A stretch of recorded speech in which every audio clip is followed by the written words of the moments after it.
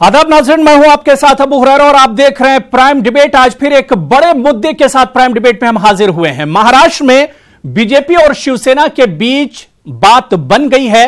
25 साल पुराना इत्तेहाद अभी भी शिवसेना और बीजेपी के दरमियान एक तरह से कायम है। आपको बताते चलें कि कल देर शाम बीजेपी और शिवसेना के दरमियान सीट शेयरिंग का फॉर्मूला भी तय हो गया है। हालांकि चुनाव से पहले और इस मीटिंग से पहले दोनों पार्टियों के दरमियान, दोनों इत्तेहादी पार्टियों के दरमियान बहुत ज्यादा तलखियां थी। एक दूसरे पर सवाल और एक दूसरे पर जवाबी हमले लगातार हो रहे थे। लेकिन जो सीट शेयरिंग का फॉर्मूला तय पाया है, ग्राफिक्स के जरिए हम आपको बता रहे हैं कि किस तरह से जो 2019 लोकसभा में सीट शेयरिंग का फॉर्मूला तय पाया है। कुल महाराष्ट्र में लोकसभा की 48 सीटें, ग्राफिक्स के जरिए भी आप देख सकते हैं कि किस तरह से कुल 48 सीटें हैं लोकसभा की, जिसमें से बीजेपी के खाते में 25 सीटें गई हैं, यानी बीजेपी 25 सीटों पर, लोकसभा की सीटों पर इंतखाब लड़ेगी। इसके अलावा अगर शिवसेना की बात करें, जो महाराष्ट्र में बड़े भाई का दावा करती है इस इत्तेहाद में, वो 23 सीटों पर 2019 लोकसभा चुनाव लड़ेगी। तो कुल 48 सीटें, 48 सीटों में से 25 सीटें बीजेपी के खाते में गई हैं और 23 सीटों पर शिवसेना चुनाव लड़ेगी। इसके अलावा अगर 2014 की हम पिक्चर की बात करें, तस्वीर की बात करें, तो वो तस्वीर भी आपके सामने है। कुल 48 सीटें लोकसभा की 2014 में, जिनमें से 26 सीटें सीट शेयरिंग फॉर्मूले में बीजेपी के पास गई थी और 22 सीटें शिवसेना के पास रही थी। यानी अगर 2014 के मुकाबले में 2019 की बात करें तो बीजेपी, शिवसेना को एक सीट का फायदा हो रहा है, जबकि बीजेपी को एक सीट का नुकसान दिख रहा है। इसके अलावा अगर 2014 में इस इत्तेहाद की जीत की हम बात करते हैं तो वो ग्राफिक्स भी आपके सामने है। कुल 48 सीटों में से 41 सीटें इस इत्तेहाद ने जीती थी, जिनमें से 23 सीटें बीजेपी के खाते में गई थी और इसके अलावा 18 सीटों पर शिवसेना ने जीत दर्ज की थी। तो यह 2014 की तस्वीर है और इस बार भी बीजेपी और शिवसेना इत्तेहाद ने दावा किया है कि 45 सीटें, 48 में से कम 45 सीटें वो जीत कर महाराष्ट्र में आएगी। लेकिन बड़ा सवाल यह उठ रहा है और एक ग्राफिक्स और आपके सामने है कि कितना वोट शेयर 2014 में बीजेपी, शिवसेना और इसके अलावा जो दूसरी पार्टियां, वहां की जो इलाकाई पार्टियां थी या कांग्रेस का जो वोट शेयर है, वो भी हम इस ग्राफिक्स के जरिए आपको बताने की कोशिश कर रहे हैं कि किस तरह से बीजेपी को 27% वोट 2014 में वोट शेयर रहा था। इसी तरह से शिवसेना का 21% वोट रहा था। एनसीपी का जो वोट शेयर था वो 16% था। कांग्रेस का वोट शेयर 18% 2014 में रहा था। लेकिन तस्वीर 2019 आते आते बहुत बदल चुकी है।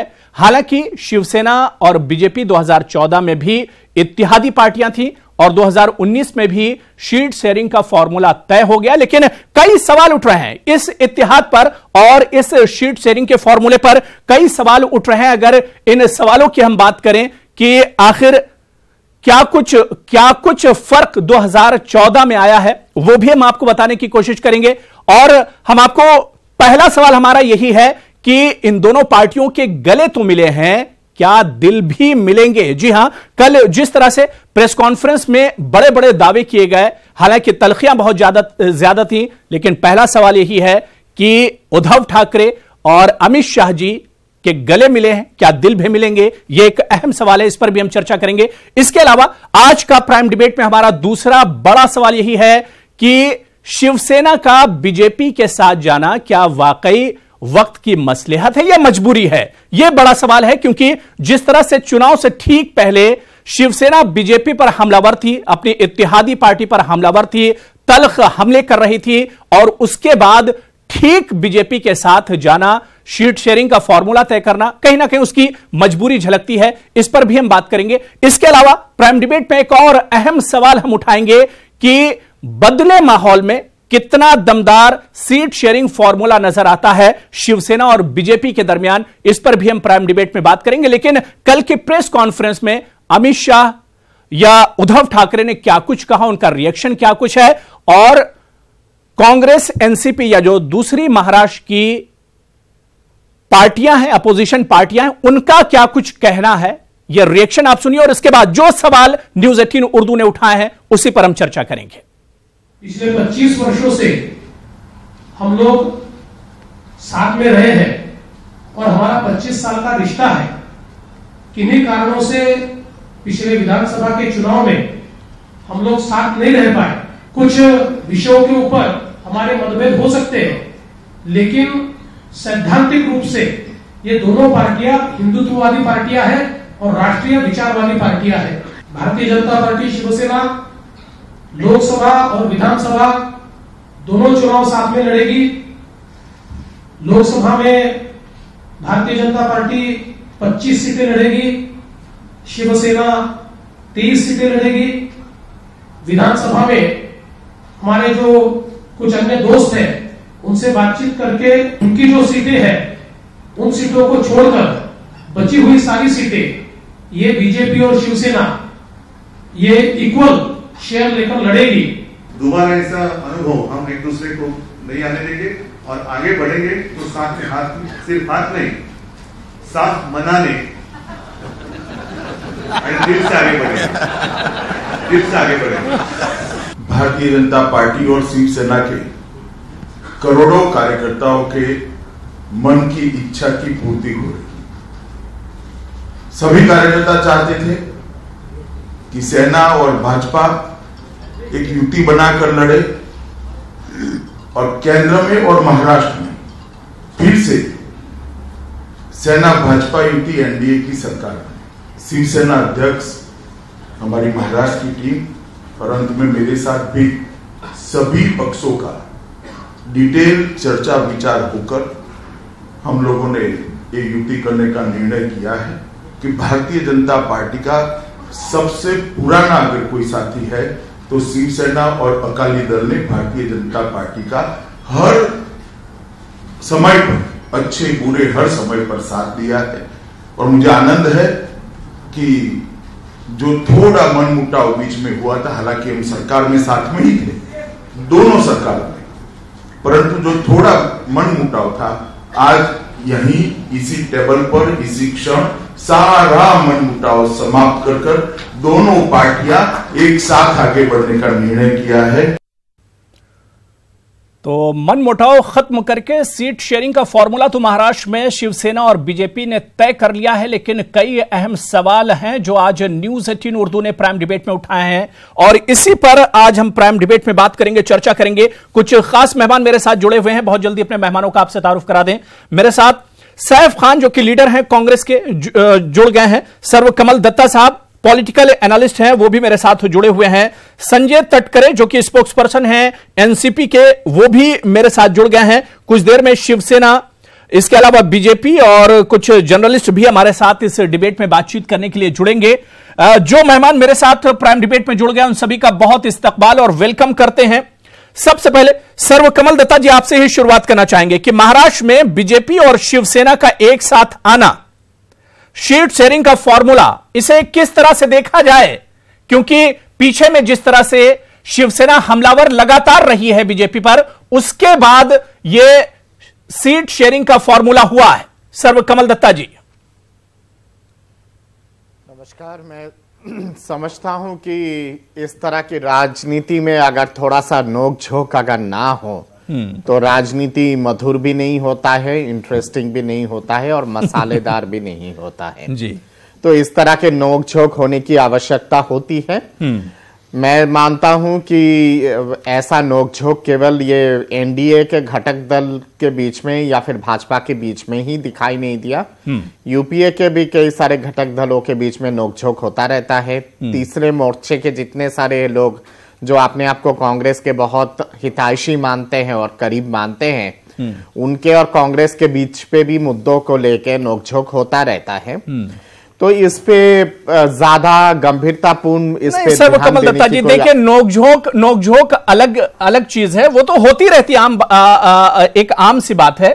लेकिन जो कुछ शिवसेना और बीजेपी के दरमियान हुआ, मेरे ख्याल से वो मुझे आपको समझाने की कम से कम जरूरत नहीं है। क्या कुछ शिवसेना ने बीजेपी को नहीं कहा? क्या कुछ इस शिवसेना ने पीएम मोदी के खिलाफ इल्जामात नहीं लगाए? आप किस दिशा में बात को लेना चाहते हैं मैं जानता हूं और मैं समझ सकता हूं उस चीज को, और मेरा मानना भी है कि आप उचित सवाल पूछ रहे हैं।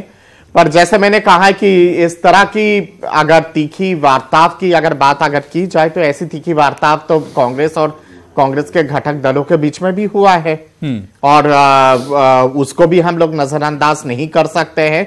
शिवसेना के लिए या फिर भाजपा के लिए अलग होकर लड़ना मुमकिन भी नहीं था और संभव भी नहीं था। दोनों ही आइडियोलॉजिकली बहुत करीब है एक दूसरे के, और कहीं ना कहीं पे हिंदुत्व विचारधारा पे यकीन करने वाले पार्टी है दोनों। और मसलन आप अगर देखेंगे जैसे आर्टिकल 370 पे जो शिवसेना की पोजीशन है, यूनिफॉर्म सिविल कोड पे जो शिवसेना की पोजीशन है, राम मंदिर पे जो शिवसेना की पोजीशन है, वही लगभग same position Bharatiya Janata party की भी है।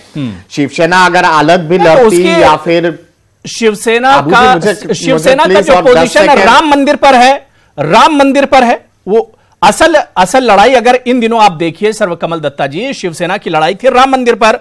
शिवसेना ने कहा था कि अगर राम मंदिर इस सरकार में नहीं बनता है तो वोट बीजेपी को नहीं दिया जाएगा, सरकार नहीं बनेगी। अब नहीं, ये राम मंदिर की जहां बात आती है आबू जी, राम मंदिर पे केवल शिवसेना की ही ऐसा रुख नहीं है, संघ परिवार के पूरे संघ परिवार का भी ऐसा ही सोच है राम मंदिर को लेके। और मैं खुद राम मंदिर के पक्ष में रहा हूं और हमेशा रहूंगा, क्योंकि मैं समझता हूं कि यह हमारे देश के संस्कृति और इतिहास से जुड़ा हुआ मसला है और इसका समाधान होना बहुत आवश्यक है, चाहे वो कोर्ट के माध्यम से हो या फिर बातचीत के माध्यम से हो या फिर सरकार कोई पहल करे और उसके माध्यम से हो। जो भी फैसला है वो राम मंदिर के हित में होना चाहिए, ये मेरा व्यक्तिगत मानना भी है और मैं इस पक्ष को हमेशा रखा हूं।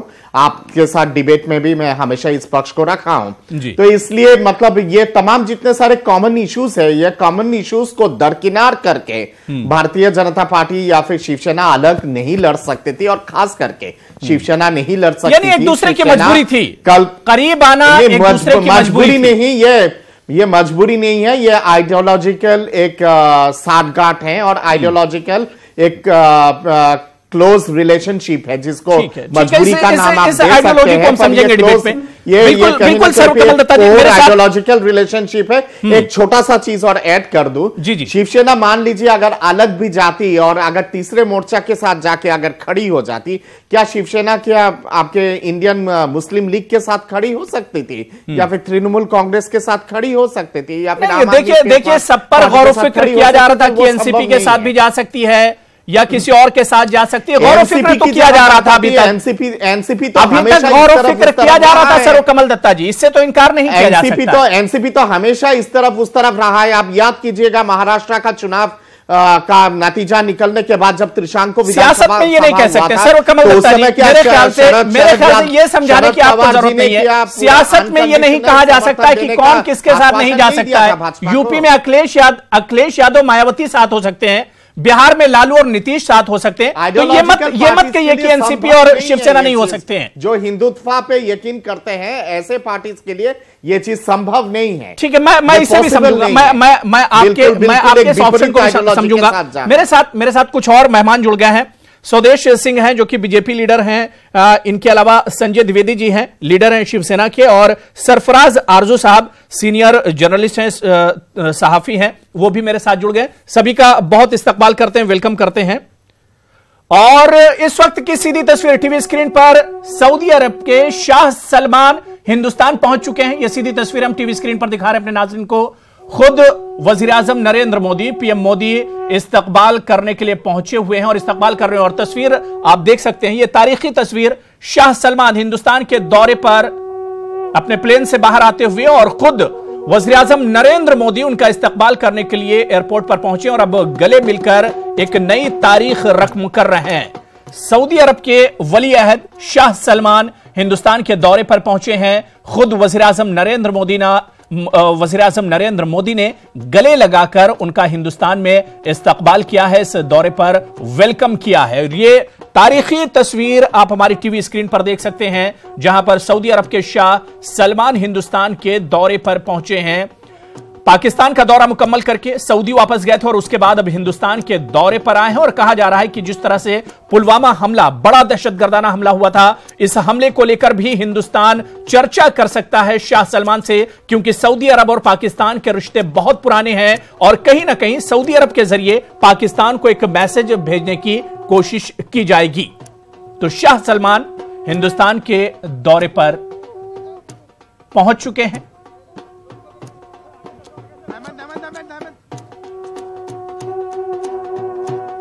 तो मोहम्मद बिन सलमान जो कि सऊदी अरब के शाह हैं, वो हिंदुस्तान के दौरे पर और खुद वज़ीर आज़म नरेंद्र मोदी ने उनका इस्तकबाल और वेलकम किया है।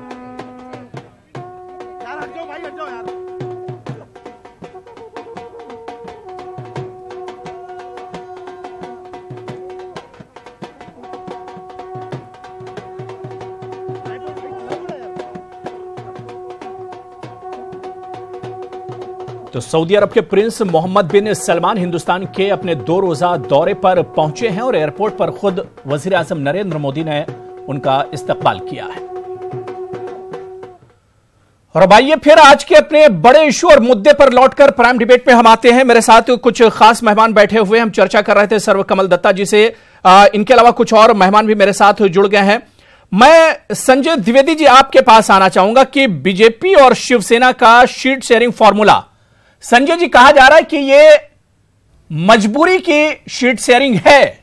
जिस तरह से लगातार शिवसेना हमलावर थी और उसके बाद अब एक बात बनना और एक नतीजे पर पहुंचना, कहीं ना कहीं एक मजबूरी झलकती है इसमें।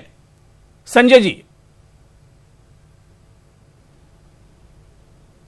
जी, मैं सबसे पहले पुलवामा में जो आतंकवादी घटनाओं में जो हमारे शहीद मारे गए हैं, हमारे सैनिक मारे गए, उनको मैं श्रद्धांजलि देना चाहता हूं। आज भी हमारे 5 लोगों की जो अंत्येष्टि हुई, उन सभी को हमारे शिवसेना की उत्तर प्रदेश की तरफ से श्रद्धांजलि। जो आपने एक बात कही है कि मजबूरी गठबंधन है, जी मजबूरी गठबंधन है, इसको मजबूरी गठबंधन आपको कहना उचित नहीं है। क्योंकि सबसे पहले शिवसेना ने 25 साल पहले माननीय अटल बिहारी वाजपेयी, माननीय बाला साहब ठाकरे द्वारा शिवसेना और बीजेपी गठबंधन हुआ था। उस समय तो गठबंधन की परंपरा भी नहीं थी जी। जब परंपरा भी नहीं थी उस समय से हमारा गठबंधन चल रहा है। शिवसेना की एक बात जरूर है कि अगर हम कोई चीज गलत देखते हैं तो उसका विरोध करते हैं। जैसे आतंकवादी घटनाएं हो रही थी, बाला साहब ने कहा था कि हम पाकिस्तान क्रिकेट टीम को नहीं खेलने देंगे, तो इसी का तमाम लोगों ने उसका विरोध किया था। तमाम लोगों ने विरोध किया था कि साहब ये गलत कह रहे हैं। वही आज भी है, अगर कुछ गलत हो रहा है संजय द्विवेदी जी, संजय द्विवेदी जी, मजबूरी इस वजह से कही जा रही है, विरोध करते हैं। संजय द्विवेदी जी, मजबूरी इस वजह से कही जा रही है कि किस तरह से सामना में आप लोगों ने लताड़ा है बीजेपी को, किस तरह से रोज नए इल्जामात पीएम मोदी पर आप लोगों ने लगाए हैं। अगर उसको गिनाना शुरू करेंगे तो एक लंबी लिस्ट है, लंबी फहरिस्त है। नहीं, मैंने आपसे भी कहा, मैंने कहा अगर कोई हम सरकार में है या नहीं है, अगर कुछ गलत हो रहा है तो उसका हम विरोध करते हैं। राम मंदिर, भारतीय जनता पार्टी द्वारा कहा गया था कि राम मंदिर का निर्माण हम करेंगे, राम मंदिर का निर्माण नहीं हुआ। तो हमारे शिवसेना प्रमुख उद्धव जी ठाकरे 24-25 नवंबर को अयोध्या आए थे दर्शन करने, आए थे। ठाकरे ने ही कहा था कि अगर राम मंदिर सरकार में नहीं बनता तो दोबारा ये सरकार नहीं आएगी। ये बयान भी उद्धव ठाकरे का ही है। नहीं, उद्धव ठाकरे का बयान है तो मंदिर के लिए कल उन्होंने जो बात हुई है वहां पे, यानी मंदिर के लिए भी आप लोगों ने फार्मूला तय कर लिया। राम मंदिर के लिए भी आप लोगों ने फार्मूला तय कर लिया, समझ लीजिए संजय द्विवेदी जी। राम मंदिर के लिए भी आप लोगों ने फार्मूला तय कर लिया। निर्माण निश्चित होना ही मैं बता दूं आपको। ठीक है, नहीं कोई फार्मूला तय नहीं है जो हमारी आस्था। आपने तो कहा कि भाई कल बैठे और उस पर बात हो गई है। लगातार उद्धव ठाकरे अयोध्या तक गए मंदिर के इशू को लेकर, और बीजेपी एक तरह से परेशान थी कि हमारा जो इशू है, जो एजेंडा है, उसे शिवसेना एक तरह से उचक न ले। और अब उसके बाद वही शिवसेना आज बीजेपी के साथ खड़ी है, जो कह रही थी कि अगली सरकार नहीं होगी बीजेपी की अगर राम मंदिर 2019 में नहीं बनता है, या पिछली सरकार में अगर राम मंदिर नहीं बनता है। तो कैसे इसे देखें संजय द्विवेदी जी, बहुत मुख्तसर में। मैं स्वदेश सिंह आपके पास भी आ रहा हूं इसके बाद। हमने तो जी हमने उनसे हमने उनसे मतलब तारीख पूछी कि आखिरकार आज उनके प्रवक्ताओं ने, आज भारतीय जनता पार्टी प्रवक्ताओं ने कह दिया है कि हमारे एजेंडे में नहीं है, लेकिन हम राम मंदिर बनवाएंगे। तारीख नहीं बताएंगे, राम मंदिर बनवाएंगे, तारीख नहीं बताएंगे। मत करिए, नहीं सेवा मत करिए, हम एक तरह से बेवकूफ बनाएंगे। रोज भी सिंधु परिषद जो धरना प्रदर्शन कर रहा था, सिर्फ वोट लेंगे राम मंदिर के नाम पर। मैं स्वदेश सिंह आपके पास आना चाहूंगा, स्वदेश सिंह आपके पास आना चाहूंगा कि इतना ज्यादा शिवसेना ने हर कदम पर आप लोगों को आईना दिखाया, फिर भी आपको जाना पड़ा शिवसेना के साथ। मजबूरी नहीं तो इसे और क्या कहेंगे स्वदेश सिंह जी? देखिए, राजनीति में सिर्फ आज की बात की जाती है। अगर आप सिर्फ पिछले 4.5 साल का भी इतिहास उठा के देखना चाहते हैं तो उसे साफ तौर पे देख सकते हैं कि चाहे केंद्र सरकार हो जहां पे शिवसेना के मंत्री हमारे साथ लगातार बने रहे, महाराष्ट्र की सरकार देख लीजिए, वहां शिवसेना के मंत्री हमारे साथ बने रहे, और जब बृहन मुंबई नगर पालिका की बात आई तो हमने भी उनको बड़ा दिल दिखाते हुए बृहन मुंबई, क्योंकि मुंबई में ज्यादा बड़ा एक आधार शिवसेना का रहा है, उसका एक इतिहास रहा है, तो हमने बृहन मुंबई नगर पालिका उन्हें लीड करने के लिए दी और हम उनके साथ वहां पे काम कर रहे हैं। तो जिस तरीके से बयानों की बात करेंगे तो बिल्कुल आप सहमत हो सकते हैं, लेकिन अगर हम देखें कि काम करने की बात है, कोई प्रोजेक्ट रुका क्या, कोई काम रुका क्या केंद्र सरकार का, राज्य सरकार के किसी विकास के काम को लेकर दोनों में मतभेद थे क्या? तो आपको ऐसा दिखाई नहीं देगा। अच्छे दिन आ गए, सिर्फ अगर डिग्री की बात करें, किसानों के अच्छे दिन आ गए। महाराष्ट्र में किसान परेशान नहीं है। डिग्री की बात कर, बिल्कुल आप बताइए, अगर किसानों की बात करना चाहे तो आप किसान की भी बात कर सकते हैं। जहां तक केंद्र सरकार, अगर आपको तुलना करनी है तो आप पिछली सरकारों से तुलना कीजिए, तो आपको ध्यान में आएगा कि आज की तारीख में किसान जरा ज्यादा खुशहाल है। आप अगर मुझे एक भी बात बता दीजिए, मुंबई का किसान ऐसे ही कूच कर रहे हैं, मुंबई किसान लगातार कूच कर रहे हैं, तो उसको रुका दिया। देखिए, मुंबई जो किसान कूच कर रहे हैं वो शिवसेना नहीं करा रही थी, आपको पता है, उसके पीछे किसान सभा थी जो कि कम्युनिस्ट पार्टी का किसान विंग है। तो अपोजिशन पार्टी का काम होता है विरोध करना। किसानों को मुंबई में बैठा के उनके साथ समझौता किया गया और वो वापस शांतिपूर्ण तरीके से गए कि नहीं गए, पूछ करवाया था, लेकिन मुंबई जब आए तो उसके बाद शांति से गए कि नहीं गए? देवेंद्र फडणवीस, अरे भाई वो कल इसीलिए निकल रहे हैं कि एक साल पहले जो आपने वादा किया उसको पूरा नहीं किया। वो किसान मजदूर सभा के लोग थे जो कि कम्युनिस्ट पार्टी अपनी राजनीति नहीं करेगी क्या? संजय तटकरे बैठा गया तो संजय तटकरे समझौता, बीजेपी और शिवसेना का कहना है कि क्योंकि बीजेपी की सरकार है महाराष्ट्र में और शिवसेना उसकी अलायंस है, संजय तटकरे जिस तरह से कह रहे हैं कि सारे मसले हल कर दिए गए, जितने इश्यूज थे सब हल कर दिए गए, किसान परेशान नहीं है, विदर्भ में किसान परेशान नहीं है, मराठवाड़ा में किसान परेशान नहीं है, कितनी सच्चाई है?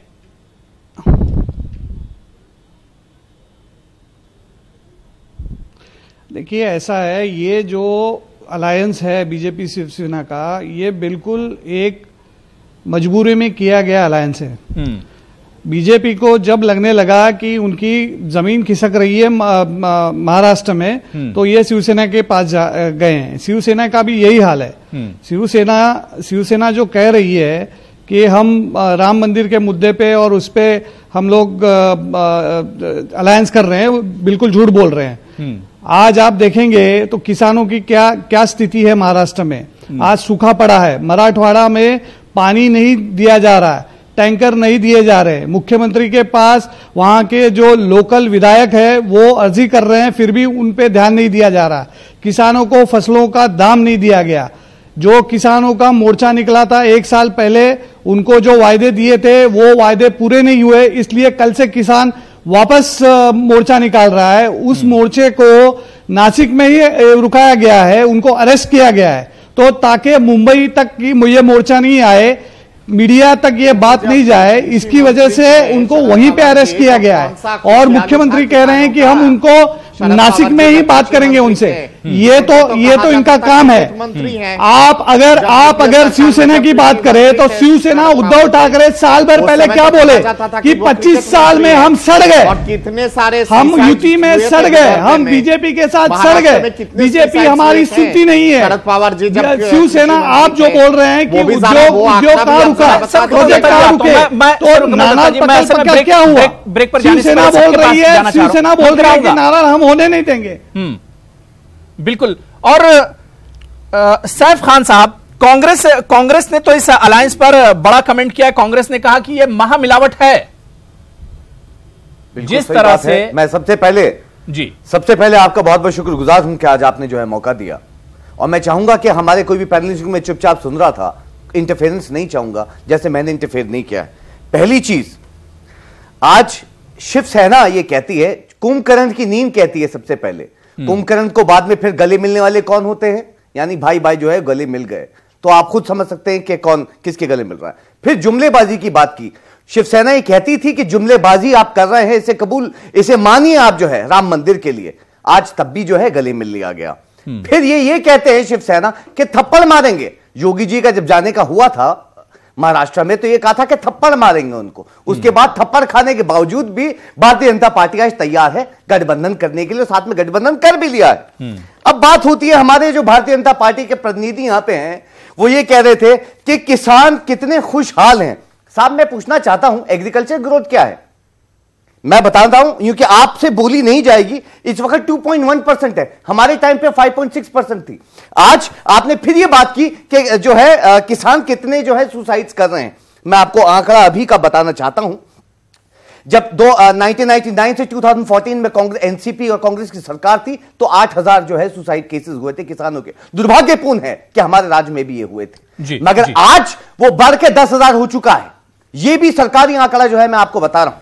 फिर आप बात करते हैं किसानों के लिए आपने बहुत कुछ किया है, मैं बताता हूं साहब, 50 लाख किसानों के लिए जो आपने जो है लोन वेवर की बात की थी, 50 लाख किसान अभी भी बाहर है 89,000 किसानों में से। बिल्कुल बिल्कुल आप समझ सकते हैं कि मैं इस पर आपके पास तफसील से आऊंगा, मैं डिटेल में आऊंगा। इनकी सच्चाई क्या? अबू साहब मैं डिटेल में आऊंगा, असल में मेरे साथ मजबूरी है, मुझे कमर्शियल ब्रेक पर जाना है। सैफ खान को गले लगवाने वाले सैफ खान मुझे कमर्शियल ब्रेक पर जाना है, उससे पहले मुझे सरफराज आरजू साहब बहुत देर से वेट कर रहे हैं, मैं आऊंगा और आपको मौका दूंगा। सैफ खान साहब, सरफराज आरजू साहब, ये जो सीट शेयरिंग का जो फॉर्मूला तय हुआ है और इतनी ज्यादा तलखियों के बाद, इतनी ज्यादा दूरियों के बाद, अब इस फॉर्मूले को किस तरह से देखा जाए?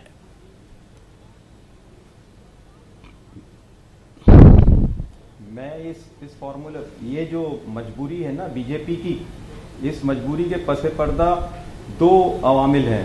पहली बात तो ये कि यूपी और बिहार में जो बीजेपी को अपने पैरों तले जमीन खिसकती हुई नजर आ रही है, तो उसके बाद महाराष्ट्र ही एक ऐसा इलाका बचा है जहां से बीजेपी ज्यादा से ज्यादा तादाद में एमपीज अपने मुंतखब करने की कोशिश कर सकती है और किसी हद तक कामयाब भी हो सकती है। तो ये जो समझौता है शिवसेना के साथ, जो दब कर जो बात की है आज एक बड़ी पार्टी ने, नेशनल पार्टी ने, एक इलाकाई पार्टी के जो मुतालबात को जो है तस्लीम किया है, ये तो बात असल में दरअसल वही है कि इतने शीरीं हैं तेरे लब के ए रकीब, गालियां खा के बेमजा ना हुआ। रोजाना गालियां खा रहे थे और उसके बाद भी जो है समझौता कर लिया। कल की बात है जब अमित शाह साहब बंबई में लैंड हुए थे, तो उस रोज सुबह के अखबार में शिवसेना का जो माउथपीस है उसमें यह कहा गया था कि बीजेपी जो है पुलवामा के मामले का जो है पॉलिटिकल फायदा उठाने की कोशिश कर रही है, जो कि गलत है। और शाम को जब यह समझौता हो जाता है तो उसके बाद जो इस समझौते की वजह बयान की जाती है वो ये बयान की जाती है कि पुलवामा और हिंदुत्व के नाम पर जो है हम लोग जो है ये समझौता कर रहे हैं। तो ये इंटरनल जो कॉन्ट्रडिक्शन, बिल्कुल जाहिर सी बात है कि तलखियां बहुत ज्यादा थी, बहुत ज्यादा थी, इसी वजह से इस सीट शेयरिंग पर एक तरह से सवाल उठा। मुझे कमर्शियल ब्रेक पर जाना है, सरफराज आरजू साहब, मुझे कमर्शियल ब्रेक पर जाना है। ब्रेक से जब लौट कर आएंगे तो यही हम बात करेंगे कि बदले हुए माहौल में सीट शेयरिंग का यह फॉर्मूला कितना दमदार होगा, कितना काम करेगा शिवसेना और बीजेपी के लिए। इसी पर लौट कर आते हैं छोटे से ब्रेक के बाद। तो प्राइम डिबेट में हम बात कर रहे हैं महाराष्ट्र में बीजेपी शिवसेना के सीट शेयरिंग फार्मूले की, कि आखिर बदले माहौल में इस सीट शेयरिंग फार्मूला का कितना असर पड़ेगा और यह फार्मूला कितना दमदार रहेगा शिवसेना और बीजेपी के लिए। इसी पर लगातार हम बात कर रहे हैं, कुछ खास मेहमान मेरे साथ जुड़े हुए हैं। ब्रेक के बाद स्वदेश सिंह आपसे ही मैं शुरुआत करना चाहूंगा, क्योंकि ब्रेक पर जाने से पहले आपने कहा कि बीजेपी ने और आपकी सरकार ने महाराष्ट्र में काम भी खूब किया है। सवाल ये उठता है, जब आप लोगों ने खूब काम किया है, लोग नाराज नहीं हैं इसकी, और दूसरी तरफ शिवसेना लगातार आप पर हमलावर रही, तो आखिर इस सीट शेयरिंग फॉर्मूले या अलायंस की जरूरत क्यों पड़ी? देखिए कि जैसा कि पहले भी कहा जा रहा था कि भारतीय जनता पार्टी अलायंस में विश्वास नहीं करती, ऐसा नहीं करती, वैसा नहीं करती। पूर्ण बहुमत होने के बावजूद शिवसेना लगातार केंद्र सरकार का हिस्सा बनी हुई थी, उसके सरकार में केंद्रीय मंत्री थे। और ये सिर्फ विधानसभा का चुनाव नहीं होने जा रहा है। हमने पिछली विधानसभा चुनाव में भी अंतिम दिन तक कोशिश की थी कि हम शिवसेना के साथ चुनाव लड़े, कभी भी ऐसी नहीं कोशिश की कि नहीं हम अपना अलग। जब हमारा सीट शेयरिंग अरेंजमेंट नहीं हो पाया तो विधानसभा चुनाव में अलग गए और हमने परफॉर्मेंस देखी, हम बहुमत के आंकड़े से कुछ सीटें दूर रह गए।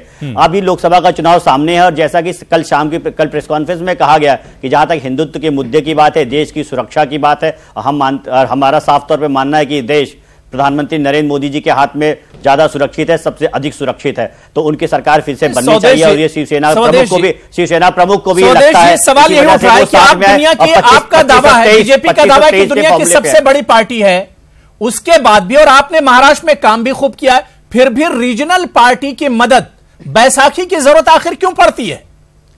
देखिए, जब अगर आप गठबंधन की राजनीति की बात करें तो सबसे मैच्योर गठबंधन चलाने का श्रेय भी भारतीय जनता पार्टी को जाता है। जब अटल बिहारी वाजपेयी जी ने पहली बार वो तो हम कश्मीर में देख चुके, वो तो हमने पीडीपी के साथ कश्मीर में देख लिया है। कोशिशें वो तो हमने कश्मीर में पीडीपी के साथ देख लिया है, चाहे आंध्र प्रदेश आ जाइए तो नायडू साहब के साथ देख लिया है। इसीलिए, लेकिन अब चुनाव होने जा रहा है, बीजेपी सब तजुर्बा की बात अगर देख लीजिए, चुनाव कांग्रेस के लोग अलग अलग मंचों पे कलकत्ता से लेकर दिल्ली के बीच में आपको दिखाई जरूर पड़ रहे हैं, लेकिन वहां पे ओमान चांडी ने आंध्रा में कह दिया कि चुनाव अलग लड़ेंगे। लेकिन हमारे साथ आप देखिए जेडीयू भी साथ आया और आज की ताजा खबर यही है कि एआईडीएमके के साथ भी मिलकर हम चुनाव लड़ने जा रहे हैं। तो इस प्रकार से अगर इस देश के हित की बात हो, मेरा सवाल देखिए यही था। बहुत अच्छा आपने ऐड किया है कि बहुत अच्छा आपने ऐड किया कि तमिलनाडु में भी आप 5 सीटों पर एआईडीएमके के साथ जा रहे हैं। लेकिन जब आप दुनिया की सबसे बड़ी पार्टी हैं और इसके अलावा फिर रीजनल पार्टीज की जरूरत क्यों पड़ रही बीजेपी को?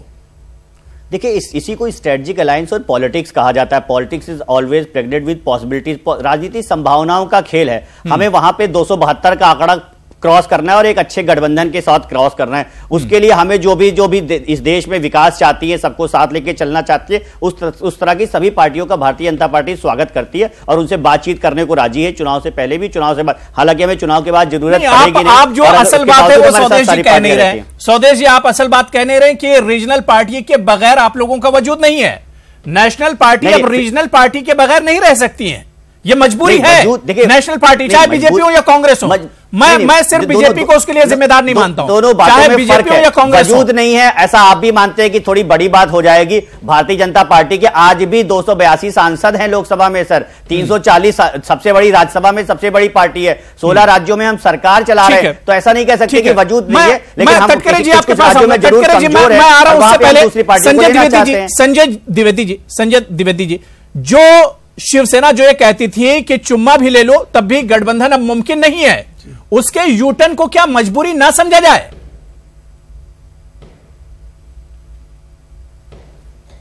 नहीं, इसमें आप ये नहीं कह सकते हैं। हमारा पुराना गठबंधन 25 साल पुराना गठबंधन है। मतभेद हो सकते हैं जो दूर भी किए जा सकते हैं। कोई समस्या अगर आ रही, कोई नीतियां इनकी समझ में नहीं आ रही, उसका तो हम विरोध करते हैं और हमेशा हम शिवसेना ने किया है। लेकिन गठबंधन की जहां बात है तो शिवसेना हमेशा भारतीय जनता पार्टी के साथ रही है, चाहे केंद्र में हो चाहे महाराष्ट्र सरकार में हो। आज से नहीं, पहले से अटल बिहारी वाजपेयी सरकार, यानी विरोध पर भी फॉर्मूला तय हो गया, विरोध पर भी आप लोगों ने फॉर्मूला और शेयरिंग एक तरह से तय कर ली है। लेकिन लेकिन आप इसको ऐसे समझिए कि सबसे पुराना गठबंधन होने के बाद अगर कोई दिक्कत हमको है सरकार से तो उसको नहीं, तो 2017 के बीएमसी में आप लोगों को जरूरत बीजेपी की नहीं थी। 2017 के बीएमसी में बीजेपी की जरूरत शिवसेना को नहीं थी। नहीं, इसी वजह से तो अलायंस नहीं रखा था, अलायंस तोड़ दिया था। मतभेद ठीक नहीं हो पाए, लेकिन आज हमारे मतभेद ठीक हैं। हाँ, नहीं, जमीन खिसक रही। मैं संजय तटकरे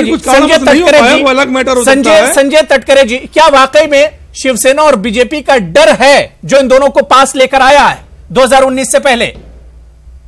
मैं सर्वकमल दत्ता जी, मैं आपके पास भी आ रहा हूं। जी तटकरे जी।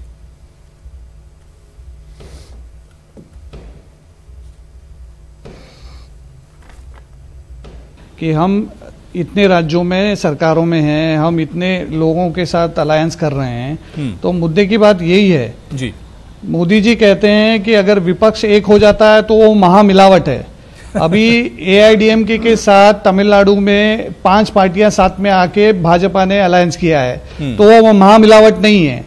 राजू अपना महाराष्ट्र में शिवसेना के साथ आठवले जी है, जानकर जी है, वो महामिलावट नहीं है।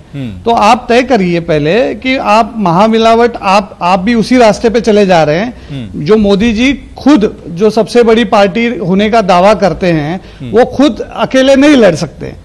दूसरी बात, ये आप अगर ये सरकारों की बात कर रहे हैं, 16 राज्यों में सरकार है, तो ये कितने राज्यों में कितने लोगों के साथ है, इसका जवाब भी उनको देना पड़ेगा। बिल्कुल। आपको छोड़ के तमिलनाडु में टीडीपी चली गई, महबूबा मुफ्ती आपको छोड़ के चली गई, उसका भी रीजन क्या था ये बताइए।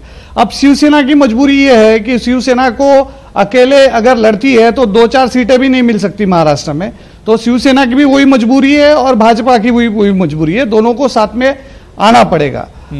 हमारा आकलन यह है कि ये दोनों भी अगर साथ में आ जाते हैं, फिर भी जिस तरह से उन्होंने 4-4.5 साल में जो महाराष्ट्र में जो सरकार चलाई है, लोगों को परेशान किया है, किसानों को परेशान किया है, महिलाओं के ऊपर अन्याय अत्याचार हुए हैं, वो मद्देनजर देखते हुए महाराष्ट्र में एनसीपी और कांग्रेस अच्छा प्रदर्शन करेगा। हाँ, नहीं, अब ये तो देखिए, अब चुनाव ही बताएंगे, तो नतीजे बताएंगे। लेकिन सर्वकमल दत्ता जी, 100% का सवाल यहां पर यह है सर्वकमल दत्ता जी कि महामिलावट अब किसे कहा जाए?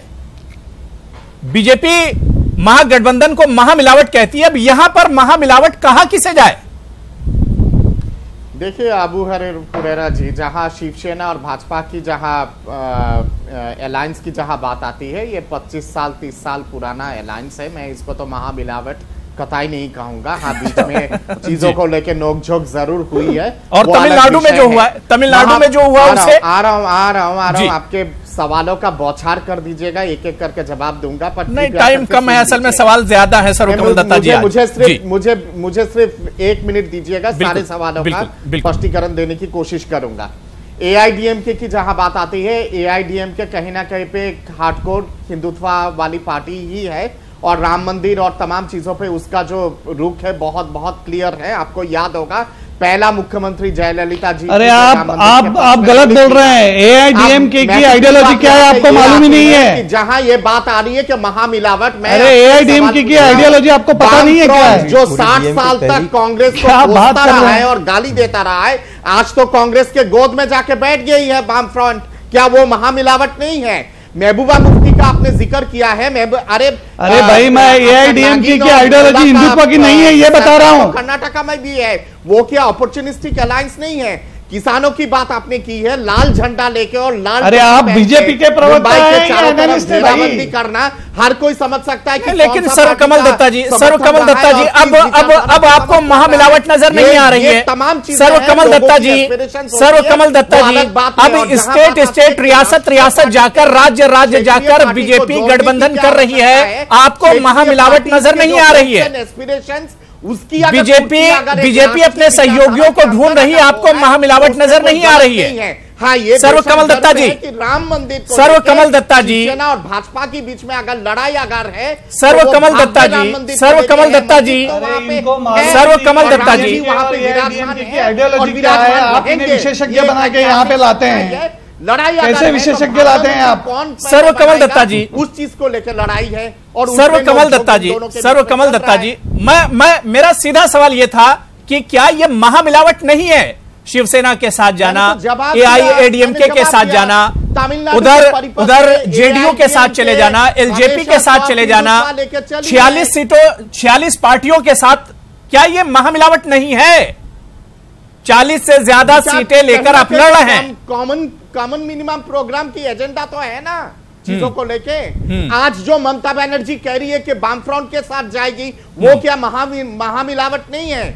जिसके साथ हमेशा लड़ाई की है, आज कह रही है कि सैफ खान वाम फ्रंट के साथ जाने के लिए तैयार हो, वो महामिलावट नहीं है। मायावती और सपा की जो गठबंधन हुई है, वो क्या है? वो क्या मधुर दृश्य है? लखनऊ की वो गेस्ट हाउस की कांड का याद कीजिएगा आप। अरे तो महामिलावट तो मोदी जी बोल रहे हैं यार, आप करो लेकिन दूसरों पे इल्जाम मत लगाओ। ठीक है ठीक है, मैं सैफ खान के पास जा रहा हूं। सैफ खान और बीजेपी किसी के साथ पहले तो महामिलावट नहीं है। कांग्रेस के बीच में मौका दे दिया अभी, वो क्या है? इतनी घबराहट अच्छी नहीं होती जी अबू साहब। मैं सबसे पहले जी शहीद टेररिज्म को शहीद मानने वाली पीडीपी के साथ गठबंधन कर लेते हैं, सोच वो है। फिर अयोध्या एक्ट 1993 में जनवरी 7 में जो इंडियन नेशनल कांग्रेस ने भव्य राम मंदिर के लिए बनाया था, तब भी भारतीय जनता पार्टी का ऑपोजिशन में इनके एसएस भंडारी खड़े हुए थे और भारतीय जनता पार्टी खड़ी हुई थी। फिर कोर्ट से स्टे आ गया उस चीज पे। ये आज ये बात करते हैं मंदिरों के लिए, 182 मंदिरों को गिरवाने की स्टेट ने परमिशन दे दी है, ये भी देख लीजिएगा। अयोध्या की बात कर रहा हूं मैं। हमने मैं देवेंद्र फडणवीस को बयान आपको याद दिलाना चाह रहा हूं, जिसमें फडणवीस ने कहा था कि अगर शिवसेना बीजेपी साथ नहीं आएंगे तो एनसीपी कांग्रेस का जो अलायंस है वो जीत जाएगा, वो हमसे आगे निकल जाएगा। डर है कहीं ना कहीं शिवसेना और बीजेपी में। डर इसलिए है, मैं बताता हूं, बहुत साफ और स्पष्ट बताता हूं। जुलाई 21, 2018 हम जीत जाएंगे यार। सीएजी की रिपोर्ट सुनिए, सीएजी की रिपोर्ट सामने आती है जिसमें सीएजी ने साफ साफ बताया कि BJP government fail to utilise funds for development. ये मैं नहीं कह रहा, ये असेंबली में जो है पेश होती है 2017-2018 की सीएजी की रिपोर्ट है ये, जिसमें साफ साफ गवर्नमेंट के जो है फेलियर सामने पता जो है दिखाए गए असेंबली में, जिसमें अनएम्प्लॉयमेंट रेशियो महाराष्ट्र में तो रही है, सबसे बड़ी कंट्रीब्यूशन जो है वो केंद्र ने दी है, जहां लेबर ब्यूरो के लिहाज से 7.6% बेरोजगारी है, यानी 11%, यानी 12 करोड़ यूथ, यानी 550 नौकरियां दिल्ली की, यानी नीति आयोग जो कह रहा है वो 7 मिलियन नौकरियां जो लॉस हो रही है तब की, ये यानी हर फैक्टर पे से, चाहे आप विमेन सिक्योरिटी की बात करें, जहां विमेन सिक्योरिटी हम चौथा ऐसा देश है in terms of women security, women travellers हमारे देश, आप समझ सकते हैं। एसएचआई इंडेक्स कह रहा है ये 8.9 रैंक के ऊपर हम इस वक्त 10 सबसे खराब माना जाता है। ठीक है, किसानों की मैंने अभी आपको जो है मैंने दशा अभी आपको बताई है, जहां एक किसान, मैं सरफराज आरजू साहब को मैं टाइम नहीं दे पाया डिबेट में, बिल्कुल। सरफराज आरजू साहब, अब अगर हम इस फैक्टर की बात करें, बीजेपी शिवसेना फैक्टर की अगर हम बात कर लें, जिस तरह से सीट शेयरिंग का फॉर्मूला हुआ है, ये फैक्टर आज के सिनेरियो में कितना दमदार आपको नजर आता है? क्योंकि दूसरी तरफ एनसीपी और कांग्रेस भी हैं। ये दमदार अगर आपको इसकी अहमियत का अंदाजा लगाना है तो आपको 2014 के जो इंतखाबी नताइज के जो आंकड़े थे उनको सामने रखना होगा। हुआ ये था उस वक्त के 44% वोट लेकर ये दोनों पार्टियां शिवसेना और बीजेपी को जो है महाराष्ट्र में जो है 40 से ज्यादा सीटें मिल गई थी जी। अब ये 44% वोट का जो लेवल है उसको अगर ये मेंटेन करेंगे तो ही जाकर जो है वो इस रिजल्ट को जो है दोबारा हासिल कर सकेंगे। लेकिन आज की पोजीशन ये है कि उस वक्त कांग्रेस और एनसीपी के वोटों में सिर्फ 4% का फ्लक्चुएशन हुआ था, जिसके नतीजे में उनके हाथ से 40 सीटें चली गई थी। और अगर आज वही फ्लक्चुएशन अगर बीजेपी और शिवसेना के अगेंस्ट होता है तो उनके हाथ से उतनी ही सीटें जो है फिर से महाराष्ट्र से निकल सकती हैं। तो असल जो एनालिसिस है वो इसी बुनियाद पर होगा कि क्या बीजेपी और शिवसेना महाराष्ट्र में 44% वोट का जो अपना पिछला जो उनका जो टारगेट था उस टारगेट को रिपीट कर सकते हैं या नहीं कर सकते। और जो बाई इलेक्शन भूल गए, भूल गए आप, बाई इलेक्शन इनकार करते हैं वो ये भूल जाते हैं नहीं बाई इलेक्शन की बात कर रहे थे, लास्ट इलेक्शन कब हुआ था वहां पे? डीमोनेटाइजेशन का असर जो है महाराष्ट्र में भी उतना ही हुआ है। आपके लिए तो बहुत बाई इलेक्शन की बात कर लीजिए ना, आइए बाई इलेक्शन की बात कर लीजिए। यहाँ पर बेरोजगारी के लेवल वैसे ही है जैसे तो ये तमाम चीजें, ये फैक्टर्स जो हैं, ये फैक्टर्स जो हैं सामने रखना पड़ेंगे। IMF की आंकड़ा अलग बात कहती है, एशियन डेवलपमेंट बैंक की अलग बात करते हैं, अलग बात क्या बताइए ना। देश की भूखमरी बढ़ती जा रही है, देश का कर्जा बढ़ता जा रहा है, क्या आज महाराष्ट्र ठीक है सर्वकमल दत्ता जी, मेरा एक सवाल ले लीजिए। सैफ खान में आ रहा हूं, सर्वकमल दत्ता जी,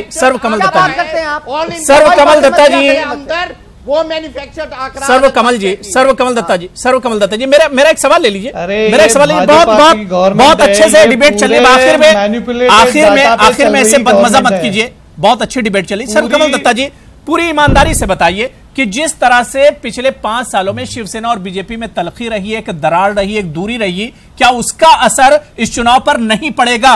दोनों के करीब आने के बाद भी नतीजों पर असर नहीं पड़ेगा?